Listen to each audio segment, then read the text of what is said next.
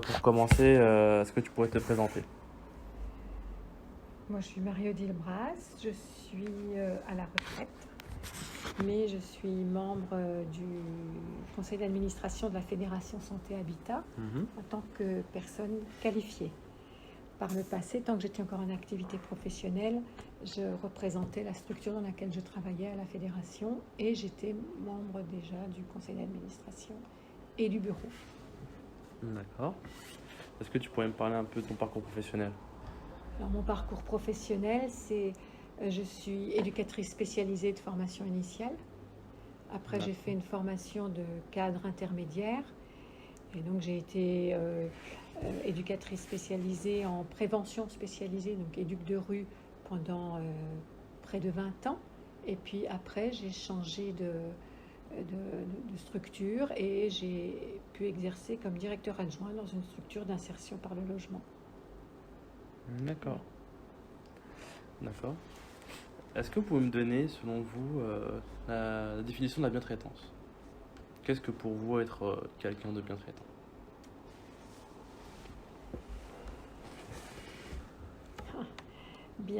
C'était un peu ma question de tout à l'heure. Alors, bien traitant dans quel domaine?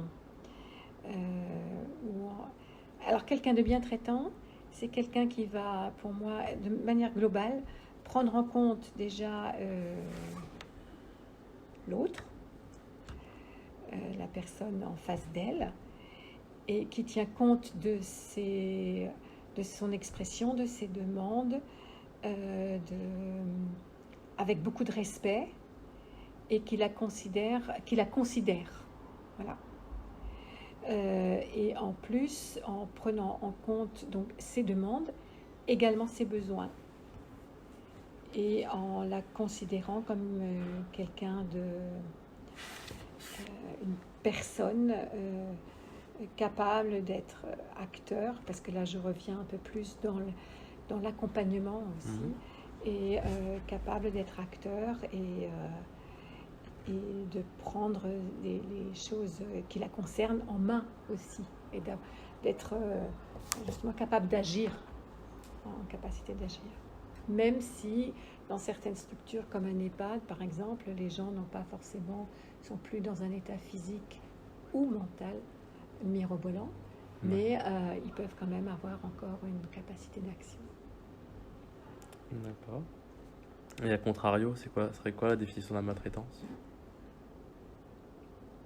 On tient compte d'intérêts qui ne sont pas ceux de la personne qu'on a en face de soi. On tient compte de ses propres intérêts, d'intérêts financiers, on tient compte d'intérêts peut-être d'une structure ou de choses comme ça, et on les fait passer en priorité, et au risque de ne pas intervenir dans le respect de l'autre. Je pense par exemple quand on fait des toilettes à tire-larigot dans des EHPAD justement, on ne va pas tenir compte du rythme de la personne, on va tenir compte d'un rythme, d'une cadence plutôt que du rythme de la personne. On ne prendra pas le temps de l'écouter choisir ses vêtements par exemple, on n'aura pas le temps, on va en sortir tel qu'on pense que c'est le mieux, même si elle ne sait pas ce qu'elle voulait mettre ce jour-là. On tient compte uniquement peut-être d'un collectif et pas trop de l'individualité de la personne. Et puis aussi avec quelqu'un de maltraitant, c'est quelqu'un qui, tout ne revient peut-être pas juste parce qu'il est conscient et qu'il veut maltraiter la personne, mais ça peut être lié à lui-même, à son état personnel, lié à différents contextes, mais du coup il est quand même il n'est pas centré sur la personne, il va être centré sur autre chose. D'accord. Mais est-ce qu'au sein de votre parcours professionnel, ton parcours professionnel, tu as pu observer des cas de maltraitance? Pour moi, par exemple, entrer dans le travail que moi j'ai fait aussi, il y a des appartements, donc la structure a les doubles des clés. Le principe est qu'on ne va pas rentrer sans justification de notion d'urgence, sans avoir prévenu la personne. S'il y a un cadre d'urgence, parce que les pompiers ont appelé, qu'il y a une fuite ou je ne sais pas quoi, je sais pas, ou que la personne avait appelé avant et puis qu'elle se sent mal et qu'elle n'arrive pas à ouvrir la porte, bon, on va rentrer avec le double de clé. Mais a priori, on prévient, on y va sur rendez-vous. Et quand on y va, même sans rendez-vous, on va sonner, on s'annonce, etc. Voilà. D'accord. Et on va même prévenir, par exemple, qu'on va utiliser le double de clé.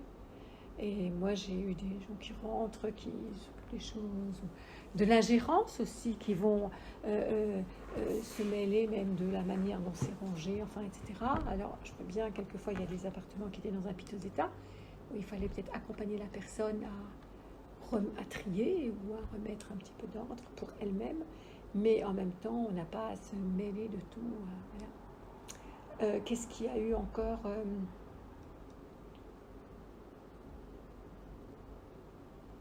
Je me rappelle d'une situation, mais c'était même encore avant que je ne sois dans la structure. Un monsieur accueilli un appartement de coordination thérapeutique et qui, à un moment donné, avait dit « J'en ai marre, moi je veux partir.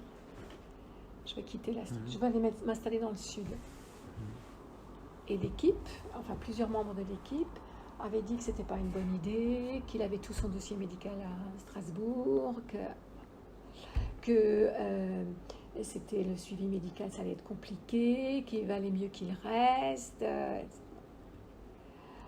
Ça a été une décision plutôt de le convaincre de rester, plutôt que de l'accompagner dans ses choix et de l'accompagner pour que sa transition se passe bien, pour que tout soit pris en charge quand s'il trouve son port d'attache dans le sud, et bien que les relais puissent être assurés. Mais il voulait aller où au sud? Ça n'a pas d'importance. Où il voulait aller, c'était non. S'il va dans la rue. Non, il voulait déménager, changer d'endroit. Il avait un point de chute dans le sud où il voulait aller, mais du coup, il s'était dit non, il vaut mieux qu'il reste là. Et au final, un beau jour, la personne n'était plus dans le logement. Elle est partie sans rien dire à personne. Elle a filé à l'anglaise. Plutôt que d'avoir pu organiser, préparer ses relais et qu'il y ait une garantie de continuité d'une prise en charge médicale, il est parti comme ça. C'était le seul moyen qu'il a trouvé pour finalement faire passer ses choix en priorité. D'ailleurs, ça me fait penser, est-ce que selon toi, lorsqu'une personne arrive à échéance dans un ACT ou dans un IAT de santé et qui on dit d'aller dehors, dans la rue, c'est une forme de maltraitance? Elle arrive à échéance. C'est-à-dire, à quelle échéance? Parce qu'à chaque résident, chaque personne qui vient, elle a une date de départ. Alors pour moi, en appartement de coordination thérapeutique, il n'y a pas de date. Rien n'oblige à fixer une date. On peut convenir d'une durée d'accompagnement. On peut convenir, dans les textes de loi, il n'y a pas de durée limite d'accueil en appartement de coordination thérapeutique. Aucun texte ne fixe une durée limite d'accueil. D'accord. C'est une des rares structures, mais il n'y en a pas. Donc il n'y a pas de raison qu'on dise maintenant le temps est atteint, est écoulé, il faut partir. Là où on va dire que le temps est atteint, on pourrait le dire, c'est quand la personne, les difficultés pour lesquelles elle a été accueillie, les choses ont été réglées, se sont mises en place, et que ça ne justifie plus un accompagnement, la mise en œuvre d'un accompagnement dans un appartement de coordination thérapeutique. Alors on peut dire maintenant il faut prévoir autre chose. A priori, on va prévoir plutôt l'orientation vers un hébergement plus durable ou vers un autre dispositif d'hébergement. Et à ce moment-là, la personne est soit relogée, soit orientée vers une autre structure. Par exemple, pour l'IAT de santé, il y a une date. Normalement, il y a une durée limite. Oui, en l'IAT c'est 3 mois renouvelables si besoin. Oui. Mais dans le cas, par exemple, des gens qui sont liés à l'IAT santé, voilà, ils ont des problèmes de soins, mais ils n'ont pas d'appartement, ils n'ont rien. Tout le bénéfice qu'ils ont pu recevoir en restant en IAT santé, tous les soins qu'ils ont pu recevoir, ils vont se retrouver à la rue, ils vont tout perdre. Surtout que... Pas forcément. C'est pas aussi, c'est pas binaire. Même quelqu'un qui est dans un lit soins santé, pour moi en tout cas, on va travailler dans cette notion de durée. Il est là pour X temps. En ACT, on a plus de temps peut-être, mais là, on a un temps donné. On va travailler sur cette durée Et à ce moment-là, on va travailler aussi sur l'après-ACT. On ne peut pas se dire on l'accueille et puis oui, si quoi. Si maintenant il ne justifie plus d'accompagnement à un moment donné, qu'il a atteint sa durée, qu'il nécessite encore un accompagnement, on va travailler sur une orientation, sur une possibilité de l'orienter vers autre chose, vers un autre endroit où il peut être accueilli et accompagné. Mais a priori, ce n'est pas forcément la rue.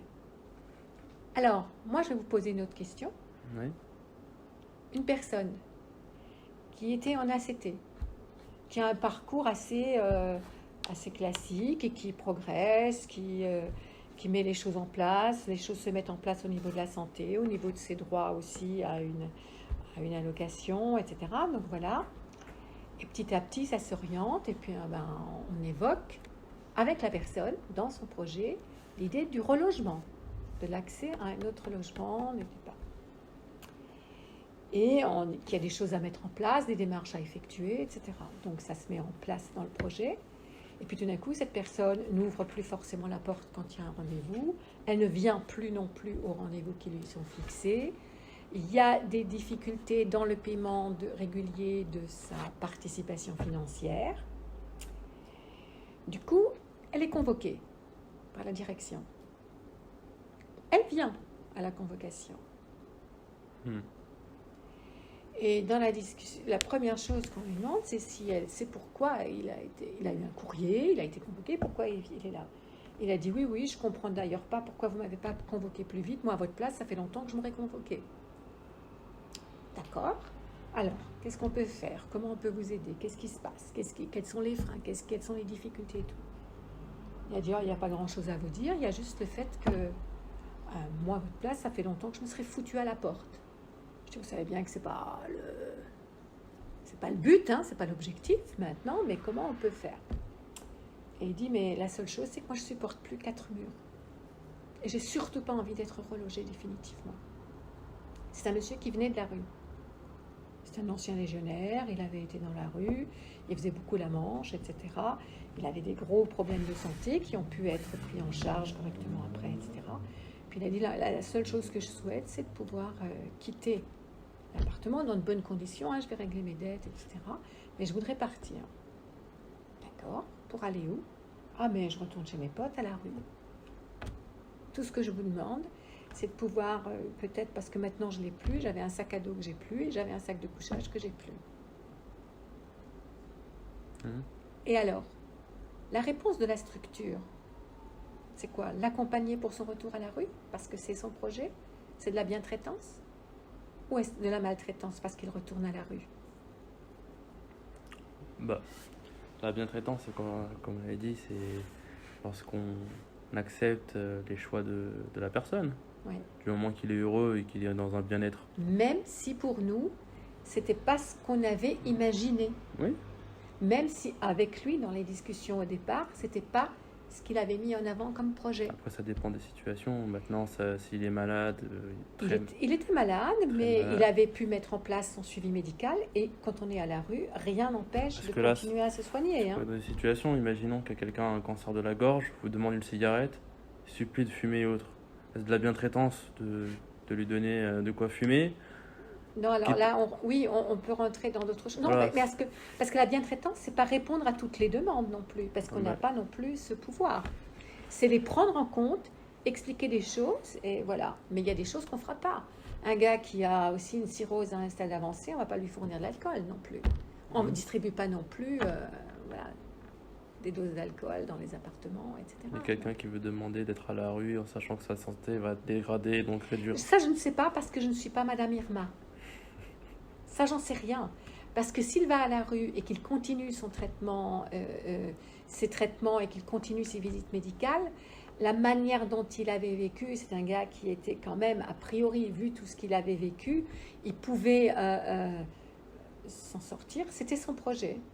Il a été accompagné et par l'équipe de la structure où j'étais et par l'assistante sociale de l'hôpital pour pouvoir retourner dans de bonnes conditions, entre guillemets, à la rue selon son désir. C'était très particulier. Et vous connaissez beaucoup de gens qui vivent vieux dans la rue? Très Oh, il peu. était plus si jeune que ça, hein, ce monsieur. C'est Et pour en ça, même temps, c'est oui, non, le mais taux de vous mortalité. pourrez toujours me répondre de cette manière-là.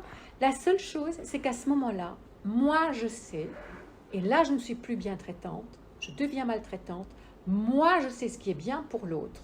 Et c'est moi qui vais décider pour lui. Et ça, non. Là, je suis maltraitante. D'accord. D'accord. Parce que si je m'oppose alors, je peux lui expliquer que je ne peux pas l'accompagner pour X raisons, parce que ce n'est pas dans nos valeurs ou des choses comme ça. Mais si je dis que ça, c'est pas... L'histoire de la santé, c'est quelque chose de particulier. Et je peux lui demander s'il a tenu compte, s'il sait quel point de chute, parce que là, c'est l'été, mais comment il va faire en hiver, etc. L'accompagner dans son projet. C'est ce que je disais pour l'autre personne qui voulait partir dans le sud, etc. Donc, savoir s'il a pris un certain nombre d'informations, s'il en a conscience, l'aider à voir clair, à trier les éléments, à savoir où est-ce qu'il va dormir, est-ce qu'il va dormir effectivement à la rue, ou passer que ses journées avec ses potes à la rue, ou comment ça va se passer. Qu'est-ce qu'il allait mettre en œuvre. D'accord. Donc, c'est une manière de l'accompagner dans son choix. Par contre, c'est vrai que la cigarette ou l'alcool, quelqu'un qui va dire ah ben là j'ai vraiment trop soif, il me faut vraiment un verre de bière, ben, je ne vais pas lui filer parce que c'est pas... Non, d'ailleurs, je n'ai pas un budget pour acheter de la bière ou des cigarettes, donc ça, j'aurais pas. Hein, voilà. Et puis, il y aura des explications qui seront données. On va lui dire que s'il en a vraiment besoin, c'est ses choix à lui, mais que c'était à lui de les assumer. Comme le gars qui part à la rue, il va avoir ses choix à assumer aussi, mais il a quand même on peut l'accompagner dans quelque chose. Je pense que nous aurions été maltraitants en voulant le forcer à rester. D'autant plus qu'on l'aurait quasi obligé à continuer à se mettre en infraction avec le règlement, de l'accompagnement, etc. Et ce qui fait qu'à un moment ou à un autre, on lui aurait dit, écoutez, vous ne pouvez pas continuer d'occuper une place sans bénéficier de l'accompagnement qu'on met en œuvre. Donc vous occupez une place de manière non conforme, il va falloir quitter. Donc il a mieux valu qu'on l'accompagne dans ce départ. D'accord. Et selon vous, qu'est-ce qui va favoriser un environnement bien traitant? Qu'est-ce qui peut favoriser? Un environnement bien traitant dans une structure.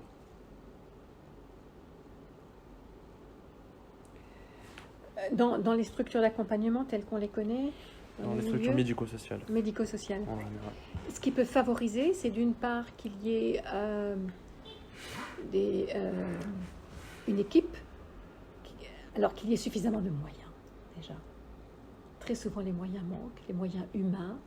Voilà, souvent, les moyens humains sont défaillants, et du coup, quand il n'y a pas assez de moyens humains, ça ne favorise pas forcément la bientraitance, parce que tout le monde est sous pression, tout le monde est débordé, même le personnel d'accompagnement ne va pas être disponible même pour un accompagnement bien traitant.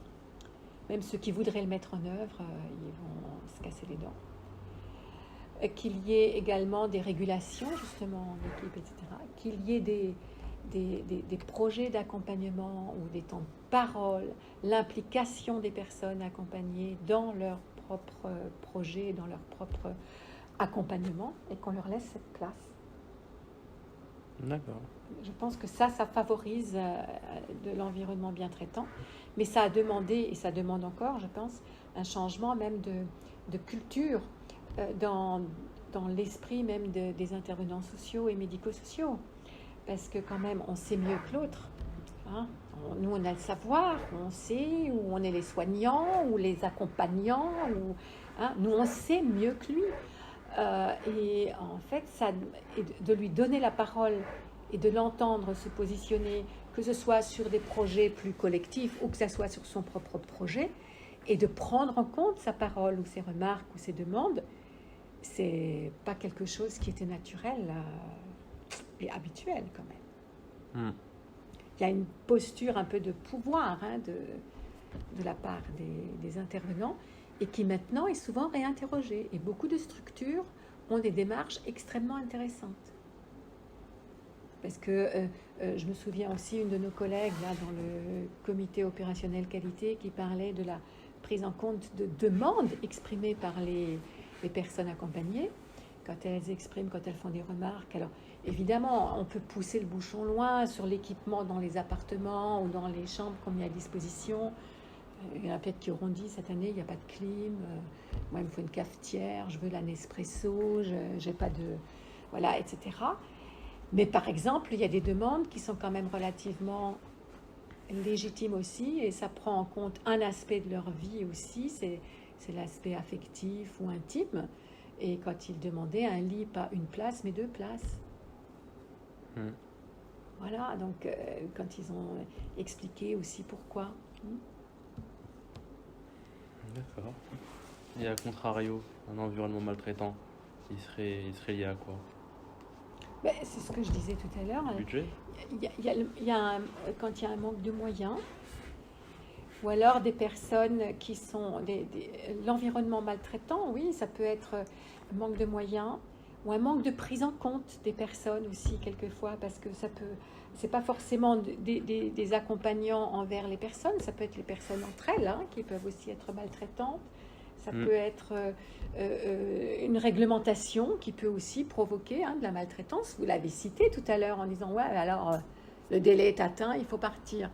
Si on n'a pas suffisamment pu anticiper un départ, par exemple en LHSS, si on n'a pas pu suffisamment anticiper les choses, et pas parce qu'on ne voulait pas le faire, mais parce que la personne était peut-être dans un tel état que c'était compliqué, c'est vrai qu'il va falloir travailler avec des partenaires pour trouver un parcours cohérent à proposer à la personne, qu'on ne peut pas l'obliger à accepter, mais à lui proposer au moins.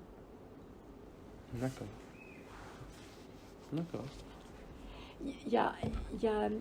Je dirais qu'il y a beaucoup de petites... Alors, sans que je veuille avoir un discours idéaliste ou utopiste ou petit poney rose, mais c'est vrai qu'il y a eu quand même beaucoup de petites choses qui font que les personnes qui sont accueillies dans des établissements médico-sociaux se retrouvent quand même... souvent, il y a des petites maltraitances, j'ai envie de dire, où ils sont plus tout à fait respectés. Ils sont accueillis dans une structure, mais ils ne peuvent pas venir avec tous leurs meubles. Quand c'est un EHPAD, ils ne peuvent pas venir avec... ils ont le droit de mettre un petit meuble, mais quelquefois pas grand-chose. De plus en plus, ils ont le droit d'amener des petits meubles, d'amener de la décoration personnelle aussi, etc. Ça c'est de plus en plus. Il y a quand même encore des établissements qui ont qui n'ont pas vraiment de salle de bain individualisée, bien équipée, donc ils repartent dans du collectif aussi. Au niveau de l'alimentation aussi, quelquefois, pour des questions d'efficacité, je parle beaucoup d'EHPAD parce que j'ai connu ça aussi, mais on va faire que du mixé, plutôt que de leur donner encore des choses à manger et à mordre, parce que c'est plus commode, c'est plus facile, et ça va plus vite, alors que certains ont encore tout à fait la capacité de mâcher et de mordre. On les prive d'un certain nombre de plaisirs. Voilà. Mais je crois qu'il y a beaucoup de choses qui peuvent être liées aussi alors peut-être à un manque de formation du personnel aussi, ou à une non prise en compte de la bientraitance. Vous avez parlé de la notion d'établissement bientraitant, tout à l'heure, du label, même établissement bientraitant. Je pense que dans des structures qui s'engagent dans ce type de démarche, il y a la volonté de le prendre en compte. Et cette volonté, elle est manifestée par la direction, par l'équipe. C'est sûr que l'équipe a besoin d'être emmenée, motivée aussi, et qu'il est question de s'interroger. Mais il faut aussi du temps. Et il ne s'agit pas non plus de s'interroger du matin au soir et du soir au matin pendant 7 jours sur 7, on est clair. Mais si on n'a pas le temps de se poser un certain nombre de questions, on va très vite à des dérapages et à des choses qui sont plus du tout bien traitantes. Et une question là, par rapport à ce que vous avez dit, comment faire pour que l'institution gère les situations de maltraitance entre les résidents? Pour qu'elle le fasse, c'est pareil que pour le restant des situations de maltraitance. Il faut déjà qu'il y ait des espaces de parole, qu'il y ait la possibilité qu'on explique aussi aux personnes accompagnées qu'elles ont le droit de s'exprimer sur des choses qu'elles ont vécues entre elles. Oui.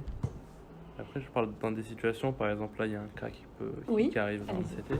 C'est la personne, il y a une personne résidente, les gens ne lui parlent pas, s'éloignent de lui, ne veulent pas, s'il s'assoit, ils s'écartent de lui pour manger et autres.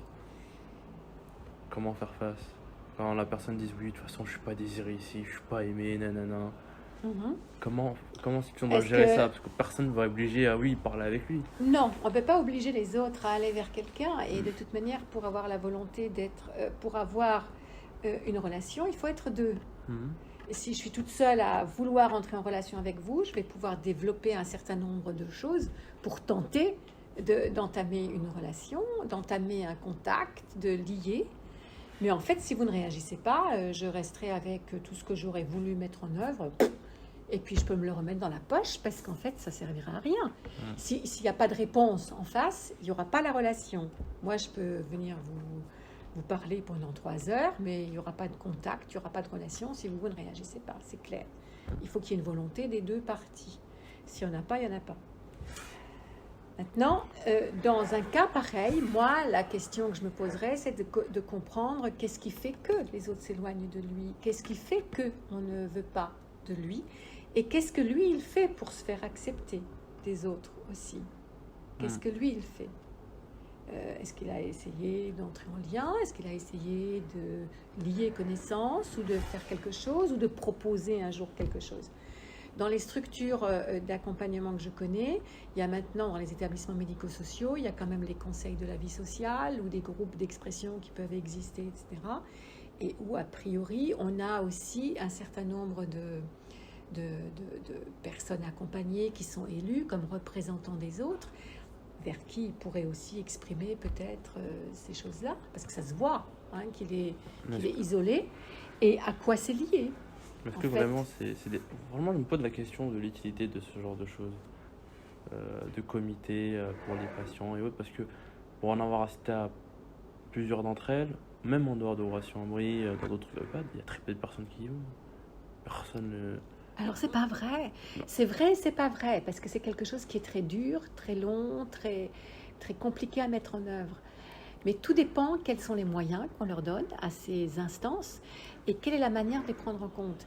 Très peu de personnes, ça dépend ce qu'ils vont... Alors, dans la structure que moi dans une des structures que j'ai connues, elle avait mis en place un conseil de la vie sociale pour la structure, mais qui était composé de membres, de représentants de différents services. Les membres élus venaient des différents services et ça constituait l'ensemble du conseil de la vie sociale. Il y avait un président, un vice-président et il y avait des représentants de chacun des services. Et en fait, l'établissement a décidé d'octroyer un petit budget au conseil de la vie sociale qu'ils avaient à gérer. Donc, ils avaient aussi un trésorier. Donc, il y a eu toute une formation de fait, un accompagnement de fait. Ils pouvaient proposer ils pouvaient prendre en charge le fait de mener des enquêtes auprès des autres personnes accompagnées pour savoir un peu ce qui les intéressait. Ils pouvaient proposer des activités aussi, des sorties ou des choses ludiques qui étaient encadrées après par le personnel, mais qu'eux, ils avaient suggéré, ils étaient à l'origine.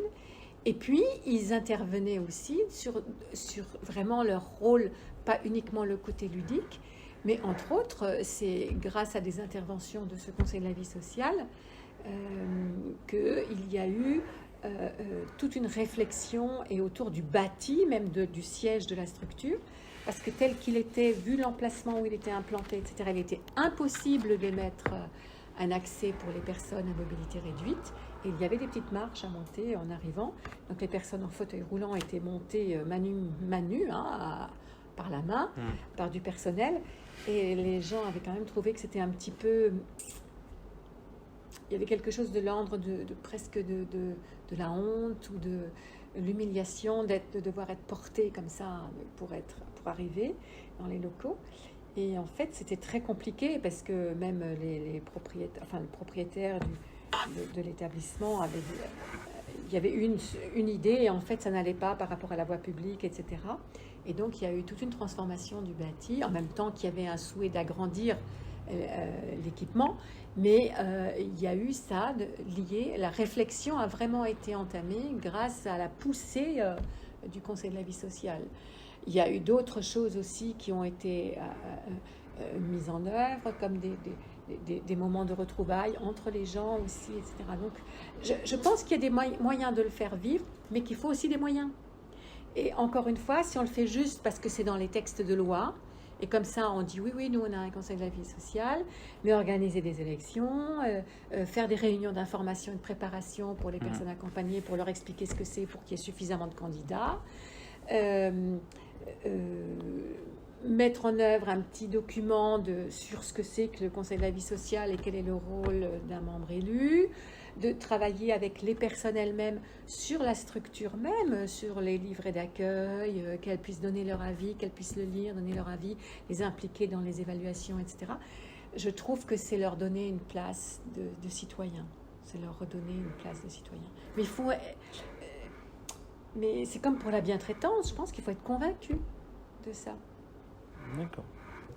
Il y a des questions d'éthique, des questions de valeur et des questions de conviction et de motivation. Et quand vous disiez comment une structure peut gérer ça, je crois qu'il n'y a pas que les membres d'une équipe d'intervenants, il n'y a pas que les intervenants médico-sociaux, mais il y a la direction aussi. Et la direction, il faut qu'elle ait sa place et sa part active là-dedans. Elle ne peut pas juste sous-traiter ça. Il faut vraiment qu'elle en soit convaincue. D'accord. Si on revient sur le label bien traitant, est-ce que vous le connaissez? Non, moi je ne le connais pas. Je le connais par un collègue qui intervient, qui fait partie du groupe de travail sur la qualité à la fédération. Et justement, on lui avait demandé de faire une fois une explication, enfin de présenter, au moins déjà au groupe, et pourquoi pas un jour de l'évoquer à la fédération de manière plus large. D'accord. Est-ce que vous connaissez d'autres labels bien traitants? D'autres labels bien traitants, c'est-à-dire? Par exemple, si vous connaissez le domaine des EHPAD, il y en a un qui est très connu, c'est Humanitude. Non, je ne connais pas spécifiquement les labels bien traitants. D'accord. Ok. Est-ce que vous pensez ce genre de démarche qualité qui vise à la bientraitance peut réellement changer les pratiques des professionnels vers une situation bien traitante et meilleure envers les usagers? Tout dépend comment c'est pris en compte dans la structure et quel est l'objectif de la direction quand elle se lance dans une telle démarche. Parce que c'est la direction qui va décider de se lancer dans une telle démarche. Si c'est juste avoir un label de plus à coller sur la porte ou à dire nous on a le label comme ci ou comme ça, ou d'avoir...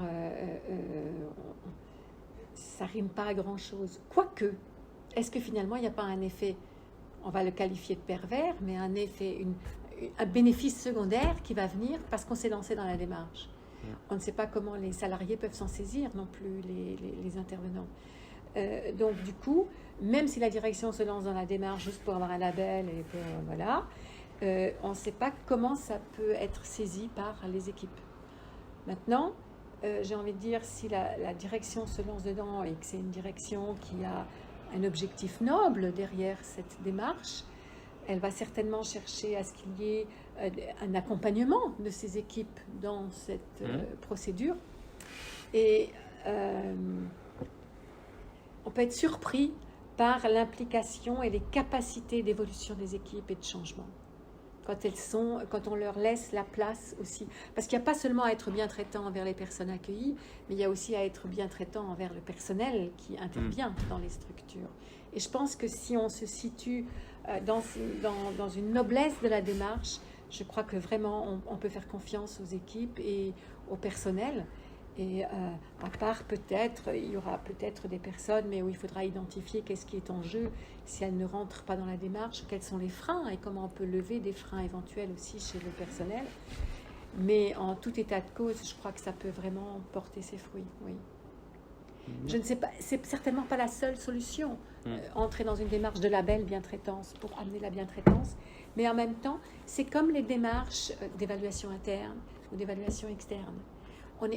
On se contraint, du coup, on s'oblige à une démarche, à rentrer dans une procédure, dans un système, à plusieurs étapes.